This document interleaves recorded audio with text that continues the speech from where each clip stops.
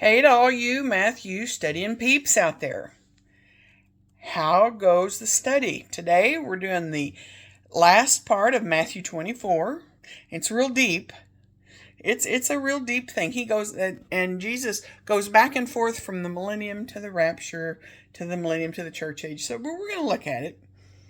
I challenge you to sit down and do your own Bible study, and if because I don't have much time on here, if I'm not making sense. Matthew 24:23 through 51, where he is in the middle of his olivet discourse. So last week we talked about how he predicted the temple was going to be destroyed, and the disciples couldn't imagine such an awesome building being destroyed unless it was the end of time. And so this, even though it's history past to us, but to them it was history future.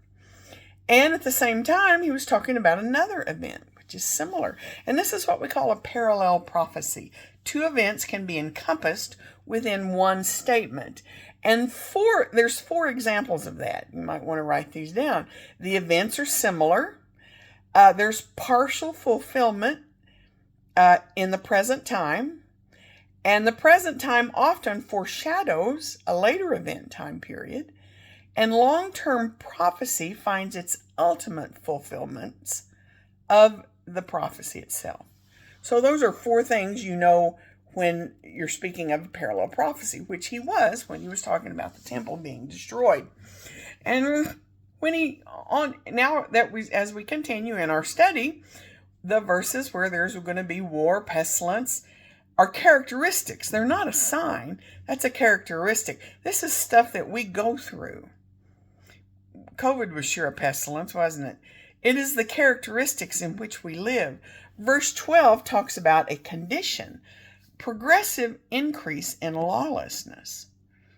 Well, we see that now, don't we? And their heart will grow cold toward the Lord. The writings kind of make me feel like this is how we are living today. So it's kind of, and at the same time, it went on at the time when the Romans destroyed the temple. So verses 23 through 29, Jesus has talked about the signs of the temple destruction. Now he's going to talk about the signs of his second coming. And the second coming, as most premillennialists believe, pre-tribulation, that the church will be raptured before the tribulation begins. And then at the end of the tribulation, at the rapture, we're going to meet him in the air. But in the end of the tribulation will be the second coming, when Jesus comes and touches earth at Jerusalem, at the Mount of Olives. So, he in these verses, he talks about during the time of tribulation, how there will be a counterfeit power. Verse 29, though, refers to the second coming, when he comes to earth after the tribulation. And Jesus, in his second coming, is going to return to the Mount of Olives after the horrible time of tribulation. There will be no mistaking when Jesus returns at the end of the tribulation. And the wall there that faces the Mount of Olives, you can look it up. They boarded up the walls because Jesus says he's going to return, but he's going to split that. There's a fault that lays right there. You can Google it. It's pretty interesting. And they built a cemetery there, thinking that they could prevent this, because that was what Jesus said he would do.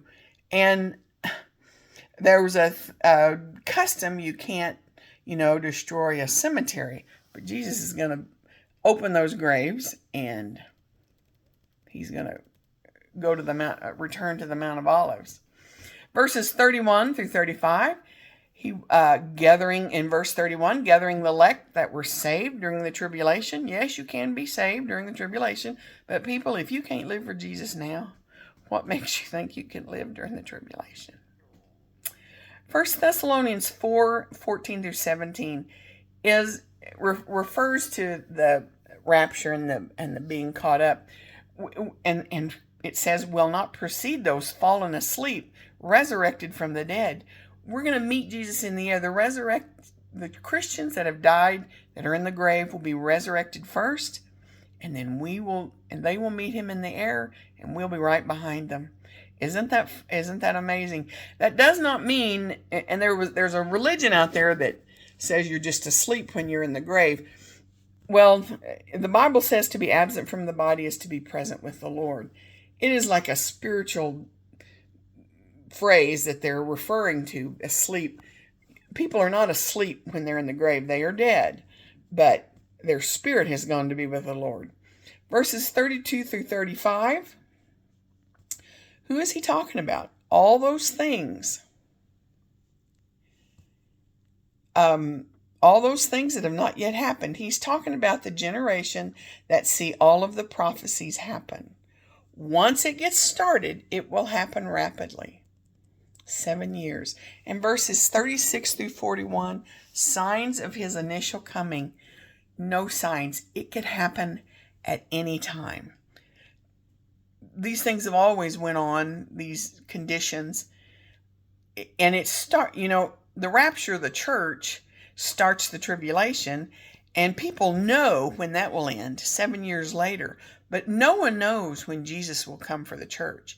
It changes the way we live when we do not know. Verse 37, we're speaking of the rapture. Life will not be as usual during the tribulation. After the rapture, things will be different during the tribulation, of course. So verses 42 through 51, stay awake. Stay prepared, because we don't know when he's coming back. Verse 45 and 46, what do you want Jesus to find you doing when he comes for the church? In the chapter, the author ends the chapter by saying, there are people who get lazy and return to the old way, living in total unbelief, not going to be a good for that person when he comes back. But we have more second coming prophecies in the next chapter. So get ready. This is a lot to unpack. Have a good week.